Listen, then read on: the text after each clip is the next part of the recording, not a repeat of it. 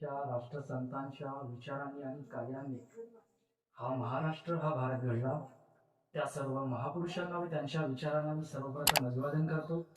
मी महेश यादवराव मेश्राम आणि आजच्या माझ्या वक्तव्याचा विषय आहे राष्ट्रसंतांच्या साहित्यात मानवतावादी माणूस घडविण्याचे साधन. खरं तर विचाराविना न पाहिजे समाधान. मित्रांनो, व्यक्ती गेल्यानंतरही हजारो वर्ष त्याला जिवंत ठेवण्याचे काम हे त्याचे विचार आणि साहित्य करत असतात. खरं तर सागरामधून घागर काढणं सोपं असतं, पण त्या घागरामध्ये समुद्र साठवायचं काम आमच्या संतांनी केलेलं आहे. ज्या ज्या संतांनी या समाजासाठी, विखुरलेल्या समाजासाठी, अज्ञानी झालेल्या समाजासाठी, आपल्या अंधश्रद्धेनं जखडलेल्या समाजासाठी तिथून वर काढण्यासाठी जे काही लिखाण लिहून ठेवलं किंवा जो काही प्रबोधनाचा मार्ग अवलंबला तो अत्यंत महत्वाचा आणि क्रांतीचा विषय ठरला. कारण ज्या काळामध्ये फार वाईट परिस्थिती या बहुजनांवर होती, अंधश्रद्धेच्या, जाती व्यवस्थेच्या, वर्ण व्यवस्थेच्या किंवा धर्माच्या नावावर जो काही भेदभाव निर्माण होता त्याला मिटवण्याचे काम आमच्या संतांच्या आणि महापुरुषांच्या विचारांनी केलेलं आहे. आजच्या आजपर्यंतच्या लिहिलेल्या संत साहित्यांपासून ते जी विज्ञानवादी पुस्तकं तयार झाली त्या सगळ्यांचा पाया म्हणजे आमच्या संतांचे आणि महापुरुषांचे विचार आहे. संत कबीरांच्या दोह्यांपासून ते ज्ञानेश्वरांची ज्ञानेश्वरी, तुकारामांची गाथा किंवा संत जनाबाई मुक्ताबाईचे अभंग किंवा त्यानंतरच्याही काळामध्ये राष्ट्रसंत तुकडोजी महाराजांची जी ग्रामगीता, जिनं ग्रामीण क्षेत्राचा विकास किंवा ग्रामीण क्षेत्राची परिस्थिती मांडणारी किंवा तुम्ही आम्ही आपलं जीवन कसं जगावं हे सांगणारी आणि आपल्याला आत्मचिंतन करायला लावणारी ग्रामगीता किंवा राष्ट्रसंत गाडगे महाराजांचे कीर्तन, या सगळ्या गोष्टींचा उपयोग त्या काळामध्ये प्रबोधनाचं माध्यम म्हणून, प्रबोधनाचं साधन म्हणून वापरले गेले. आणि म्हणून आज या सगळ्यांचा उपयोग आपल्या जीवनामध्ये केला तर त्याचा आजच्या परिस्थितीमध्ये किती महत्वाचा वाटा आहे याचा विचार आपण केला पाहिजे.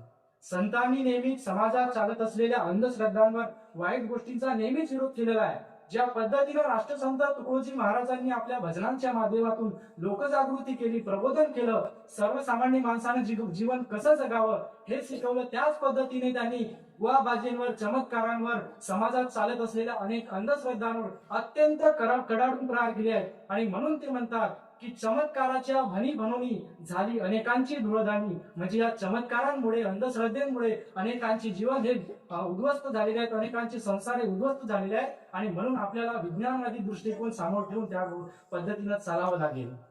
मित्रांनो, तो संत तुकाराम महाराज म्हणतात, देव पहावयासी गेलो आणि तेथेच देव होऊन ठेलो. म्हणजेच तुम्हीच देव आहात. गाडगे महाराज सुद्धा तेच सांगून गेले की बाबांनो, देव हा देवळात नसतो, देव हा माणसात असतो, देव हा तुमच्या आमच्यामध्ये असतो. समोरच्या माणसामध्ये देवाला पाहणं याला देव म्हणणं म्हणते. अरे कर्तृत्वानं माणूस देव बनतो. आणि म्हणून तुकाराम महाराज म्हणतात, जे का रंजले गांजले त्याशी म्हणे जो आपुले, तोची साधू ओळखावा देव तेथेची जाणावा. ही शिकवण आम्हाला आमच्या संतांनी दिली. संत कबीर म्हणतात, जत्रा में पत्रा बिटाया तीरथ बनाया पाणी, दुनिया भई दिवाणी पैसो की धूलदानी. म्हणजे एक त्या ठिकाणी दगड ठेवला, त्याचा देव बनवला, त्याच्या समोर तीर्थ बनवलं. या पद्धतीनं दुनिया दिवाणी आहे आणि अशा प्रकारे सर्वसामान्य जनतेच्या पैशाची धूळदाणी होते. संभाजी महाराज म्हणतात, जे लोक दैववादी असतात ते लोक नामर्द असतात आणि जे लोक प्रयत्नवादी असतात तेच खरे मर्द असतात. मित्रांनो, गाडगे महाराज एकही वर्ग शिकले नव्हते, परंतु त्यांची शिक्षणाविषयीची जी दूरदृष्टी होती ती खूप मोठी होती. त्यांची अशी समजूत होती की माणूस जर शिकला तर प्रगती होते, परिवर्तन होते. आणि म्हणून ते आपल्या कीर्तनाच्या माध्यमातून लोकांना सांगत असत की बाबांनो, शिका, आपल्या पोरायले शिकवा, शिक्षणाशिवाय काही अर्थ नाही. तुमच्या जवळ जर पैसे नसतील तर शिक्षणासाठी वाटेल ते करा, पण आपल्या पोरायला शिकवा. अशी शिक्षणाची व्याख्या संत गाडगे महाराजांनी आपल्याला दिली. आज आपण बघतो की कित्येक लोक हे व्यसनाधीन झालेले आहेत. खास करून तरुण वर्ग हा व्यसनाधीन झालेले आहे. काही लोक हे दारूमुळे वाया गेलेले आहेत. आणि म्हणून गाडगे महाराज म्हणून म्हणतात, काही लोक थुकण्यामध्ये गेले, काही लोक फुकण्यामध्ये गेले बिड्या, आणि काही लोक हे दारू पिऊन वाया गेले. म्हणून तुकडोजी महाराजांना सुद्धा म्हणावं लागतं की झाला गर्क कसा व्यसना, उठ रे उठ तरुणा तू हा.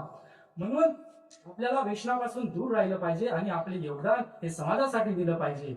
मित्रांनो, संतांनी जो बुद्धीप्रमाणे वाद शिकवला, नवा विकास वाद शिकवला, त्याचा आपल्या जीवनामध्ये अंगीकार करून आपल्या जीवनात त्या प्रत्येक प्रश्नाचे उत्तर हे तर्कशुद्ध बुद्धीने विचार करून विचार करा अशी शिकवण आपल्याला संतांनी आपल्या साहित्याच्या माध्यमातून आपल्या विचारा माध्यमातून दिलेली आहे. आणि शेवटी एवढंच म्हणेन की वाचनाने विचार सुधारतात, विचाराने मस्तक सुधारतं, आणि जे मस्तक सुधारतं ते कुणापुढेही नतमस्तक होत नाही. आणि याची सुरुवात ही आपल्याला स्वतःपासून, स्वतःच्या घरापासूनच करावी लागेल, आणि मग एक मानवतावादी माणूस घडायला वेळ लागणार नाही. धन्यवाद.